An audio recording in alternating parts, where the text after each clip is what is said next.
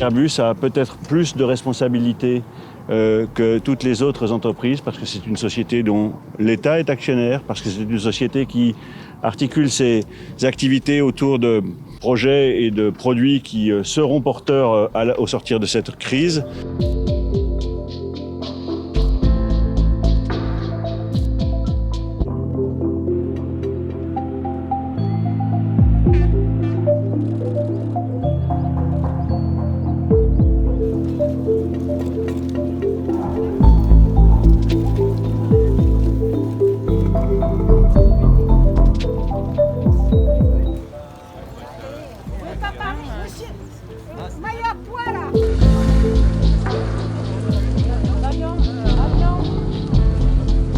C'est pas si on est sage, on est responsable. Vous savez, on peut dire les choses très calmement, mais aussi très fermement. Il n'y a pas besoin de tout casser pour se faire entendre. Je crois même, et nous croyons ici, les organisations syndicales ici rassemblées, que c'est pas forcément en cassant tout qu'on se fait le mieux entendre.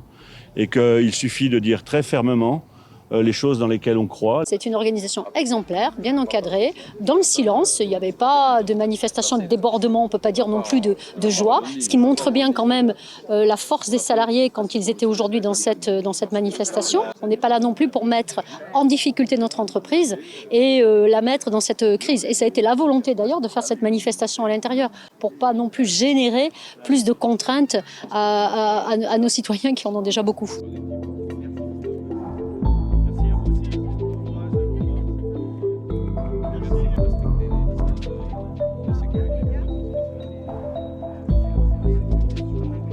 On n'est pas là pour faire basculer le gouvernement, on n'est pas là pour renverser les politiques, on est là pour défendre les intérêts des salariés qu'on représente et qui nous font confiance.